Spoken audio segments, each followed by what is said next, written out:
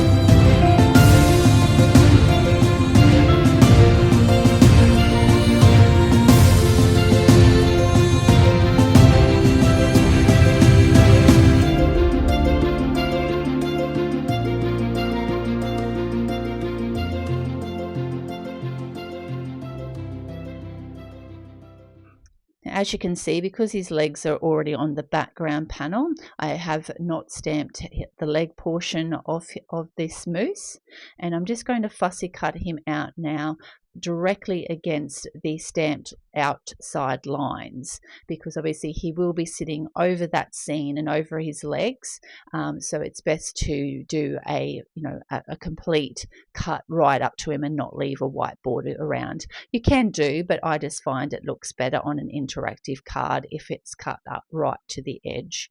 So I've sped this up a little bit for you because I am a bit of a slow fussy cutter and this would have taken all day, but just to give you the general idea of moving your actual paper rather than your scissors, it makes it so much easier when you're fussy cutting around an image. So we'll just keep on going. These antlers were a really fun one to cut around, but they're quite easy to do because there's no really fine lines. It just takes a little bit more time getting around those. So once that I've got that all cut out, I'm just going to grab a black COPIC marker and just go around the edges of him so that that black line is fully around him, and it just kind of blends in a lot better with the stamped lines of the background panel and also the legs that are stamped onto the background panel as well. So just be careful as you do this that you don't get any of that pen on the actual image itself. I'm also going to stamp out a sentiment. Obviously, he's got the Merry Christmas sign on the moose's sign, but I wanted to have like another little sub-sentiment above. So I'm going to use a stamp saying, "Have yourself a," and then obviously in his sign, it's got a Merry Christmas, so it kind of works as a double sentiment. So I've stamped it out with first a watermark ink and put some white heat embossing powder on the top. And we'll just get that nice and melted and set that aside to dry. Now we want to mark out where we need to put our opening behind our moose. So I'm just kind of lining him up on the front. I do have a small round circle die, so I just found something in my stash that would fit behind that sign, so that it will always be fully covered by the image. So you just want to make sure you've got something exactly that kind of size or a little bit smaller so that you've got enough room for that to sit in there. So I'll just run that through my die cutting machine, and now I've got that little opening, and we'll just pop him over the top just to make sure that he is hiding that circle really well, which he is. So now we'll get to assembling to make our interactive card. I've grabbed out a piece of scrap white cardstock I had in my stash, and I'm just going to make a 1-inch tab. Initially I kind of make it a little bit longer, but in the end it will measure 1 inch by 2 inches. So I'll glue these together because I do like a nice sturdy tab, and that way when it's moving back and forth it's not going to bend when people are kind of making it go back and forth. So I've doubled that up. I'm just going to work out now how I need to trim this up, and as I mentioned, it does end up being 2 inches long. I just want to make sure I leave enough room at the bottom for me to put some foam tape, so that's why I cut it to that exact measurement. I'm just going to use a pencil to mark out where I need to put my foam tape. I'm going to be using these round foam dots because I find that they move back and forth a lot easier, but you can use a square foam dot or foam tape and just cut it to kind of a round position. Now for my coin, because I want a little bit of weight at the bottom so it helps my image swing back and forth, I'm just putting some double-sided tape on there, and then I'm just using an old coin that I had in my stash to pop on the bottom, and that just gives it that little bit of extra weight to be able to swing back and forth. So I'm just double checking that I'm lining this up straight because I want to make sure when I take off the release paper and pop my image on that he's going to be initially sitting down in a straight line. So I'm just lining that up with the grid mat on my glass mat, popping him on, and now we can see that he moves freely back and forth. Now obviously we only want him moving back and forth so far. We don't want him hitting those poor antlers onto the sidewalk.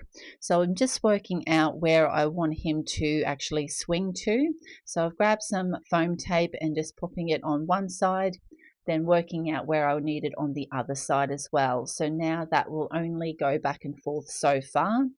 And obviously you can see that that got caught, but when it's attached to the card base, it won't be able to go above where those foam pieces are. So now we'll get the rest of our foam tape on the back of our card base, and just making sure that bottom piece doesn't get in the way of that tab moving back and forth. So just test that out before you stick everything down. We'll get our final pieces on, and now we're ready to attach to our card base. Now I've pre-cut and scored a white card base which I'll be using. So I've taken off all the release paper, and I have actually doubled up on the foam tape as well, just to make sure that tab swings back and forth quite freely, and also to make sure it doesn't stick onto those pieces of foam tape either side and along the bottom. I'm just putting a bit of anti-static powder tool to make sure that there's no sticky residue, and then I'll take off the rest of the release paper on the second layer of foam tape that I've popped down. So it's best to do that powder before you take the release paper off, and that way it doesn't remove any of the stickiness on the actual back of those panels of foam tape. So I'm just going to hold that tab in place to make sure it doesn't get stuck on those pieces of foam tape while I put it on the front of the card base.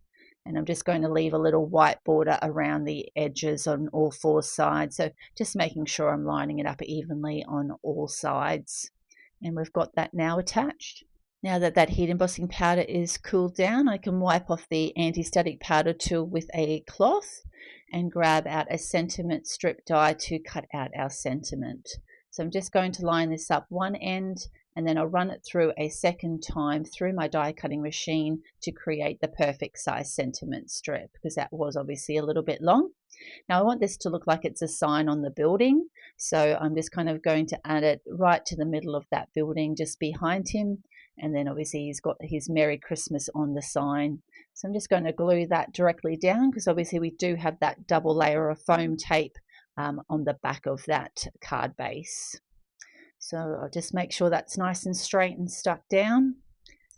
And this is the finished card for this tutorial.